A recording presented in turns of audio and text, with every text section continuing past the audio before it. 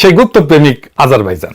ইসরায়েলের সাথে তাদের সম্পর্ক এতই গভীর যে পরস্পরের উপরে তারা এত নির্ভরশীল, অথচ এইটা নিয়ে কোনো হইচই নাই, আলাপ নাই। হ্যাঁ, বুঝেছেন, কোনো হইচই নাই। পরিবেশটা খুব সুন্দর। পরিবেশটা সুন্দর না? কোনো হইচই আছে? 2009 সালে ফাঁস হওয়া একটা মার্কিন কূটনৈতিক তার বার্তায় আজারবাইজানের প্রেসিডেন্ট ইলহাম আলিয়েভ তার দেশের সঙ্গে ইসরায়েলের সম্পর্ককে একটা আইসবার্গ বা হিমশৈলের সাথে তুলনা করছিলেন। মানে হিমশৈল তো জানেন তো, যার 9 দশমাংশ থাকে পানির নিচে আর 1 দশমাংশ থাকে পানির উপরে। তো এইরকম পানির উপরে অল্প একটু আছে, কিন্তু ভিতরে অনেক গভীর। আজ প্রায় 2 দশক পর সেই হিমশৈল পানির অনেক উপরে মাথা তুলে দাঁড়াইছে। এটা এমন এক সম্পর্ক যা সমস্ত রাজনৈতিক ধারণাকে ভেঙে দেয়। একদিকে শিয়া সংখ্যাগরিষ্ঠ একটা মুসলিম দেশ, অন্যদিকে ইহুদি রাষ্ট্র ইসরায়েল, যাকে বেশিরভাগ মুসলিম বিশ্ব কূটনৈতিকভাবে দূরে রাখে। অথচ এই দুই রাষ্ট্র গত 3 দশক ধরে গড়ে তুলছে মধ্যপ্রাচ্যের অন্যতম স্থিতিশীল এবং গভীর কৌশলগত অংশীদারিত্ব। প্রশ্ন হলো কেন এবং কিভাবে?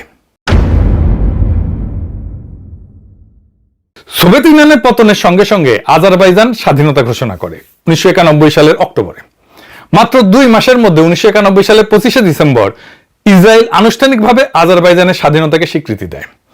আজারবাইজানকে স্বীকৃতি দেওয়া প্রথম রাষ্ট্রগুলোর একটা হিসাবে 1992 সালের 7 এপ্রিল স্থাপিত হয় পূর্ণ কূটনৈতিক সম্পর্ক। ইসরায়েল 1993 সালে বাকুতে দূতাবাস খোলে, কিন্তু এই সম্পর্কের বীজ বপন হয়েছিল আরো আগে। 1990 সালে জানুয়ারিতেই বাকুতে গঠিত হয়েছিল Azerbaijan Israel society. Soviet union আমলে, সোভিয়েত ইউনিয়ন তখন ভাঙে নাই। আর সোভিয়েত উত্তর সময় দুই জাতির মধ্যে সংযোগ স্থাপনের আগ্রহ ছিল পারস্পরিক। একটা গুরুত্বপূর্ণ সামাজিক ভিত্তি এখানে কাজ করছে, অবশ্য সেটা বলে রাখা ভালো। আজারবাইজানে ঐতিহাসিকভাবে 1500 বছর থেকে ইহুদিরা থাকে। ইহুদিরা কুবা জেলার কিরমিজি কাজাবাকে কখনো কখনো ককেশাসের জেরুজালেম নামে ডাকা হয়। এটা বিশ্বের অন্যতম প্রাচীন সংখ্যাগরিষ্ঠ ইহুদি বসতিগুলোর একটা। ঐতিহাসিকভাবে এইখানে ইউরোপের অন্যান্য দেশের মতো ইহুদি বিদ্বেষ কখনো ছিল না, যা দুই জাতির সহাবস্থানের একটা অনুকূল সামাজিক পটভূমি তৈরি করছিল। সম্পর্কের প্রথম বড় মোড় আসে 1997 সালে, যখন নেতানিয়াহু প্রথম ইসরায়েলি প্রধানমন্ত্রী হিসেবে বাকু সফরে যায় হেইদার আলিয়েভের, মানে এখন বর্তমান প্রেসিডেন্টের বাবা, কিন্তু ওর সঙ্গে সাক্ষাৎ করে। আর একটা গুরুত্বপূর্ণ মোড় 2010 থেকে 11 সালে, যখন আজারবাইজান সামরিক আধুনিকায়নের প্রয়োজনে ইসরায়েলি অস্ত্রের দিকে ঝুঁকে যায়। তো এখন প্রশ্ন হইল, এই যে একটা মুসলিম দেশের সাথে ইসরায়েলের সম্পর্ক, এই সম্পর্ক করতে কেন ধর্ম বাধা হইল না? এইটা গেল একটা ধাঁধা। একটা মুসলিম দেশ কিভাবে ইসরায়েলের সবচেয়ে নির্ভরযোগ্য মুসলিম বিশ্বের অংশীদার হয়ে উঠল? কয়েকটা কারণ আমরা দেখতে পারি। সোভিয়েত ইউনিয়নের এই কমিউনিস্ট উত্তরাধিকারের কারণে আজারবাইজান সাংবিধানিকভাবে কঠোরভাবে ধর্মনিরপেক্ষ। ধর্ম এবং রাষ্ট্র এখানে পৃথক, তাদের মতো আর কি। ধর্মীয় পরিচয় জাতীয় পররাষ্ট্রনীতির নির্ধারক হয় না, রাষ্ট্রীয় স্বার্থই মুখ্য। এইটা ইরানের ধর্মতান্ত্রিক শাসন ব্যবস্থার পুরো বিপরীত।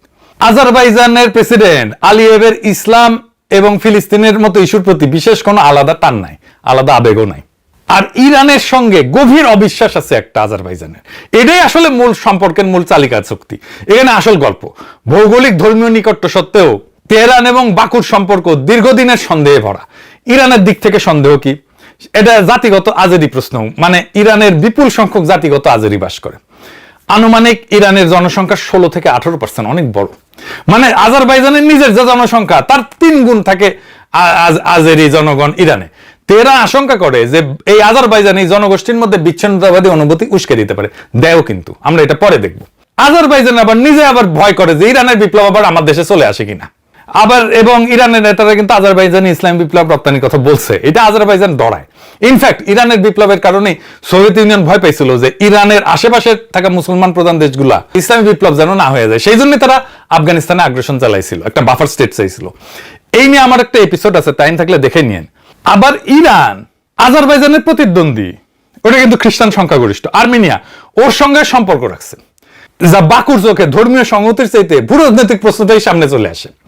শত্রুর শত্রু আমার বন্ধু, এই যুক্তি সম্পর্কের ভিত্তি। উভয় দেশ ইরানকে অভিন্ন হুমকি হিসেবে দেখে। আজারবাইজান কিন্তু অনেকের সাথে সম্পর্ক রাখে, ইসরায়েল ছাড়াও তুরস্ক, রাশিয়া, ইউরোপিয়ান ইউনিয়ন, এমনকি ইরানের সঙ্গে কিছুটা সম্পর্ক তার আছে। এই কৌশলগত স্বাধীনতা আজারবাইজানের ভূ রাজনৈতিক মূল্য বাড়াইছে। এখন দেখা যাক এই মৈত্রীতে দুই দেশ মানে ইসরায়েল আর আজারবাইজান কিভাবে উপকৃত হয়েছে। এই সম্পর্ক, ইসরায়েল আর আজারবাইজান সম্পর্ক, এটা প্রতীকী সম্পর্ক না, এটা অত্যন্ত বস্তুগত ম্যাটেরিয়াল সম্পর্ক।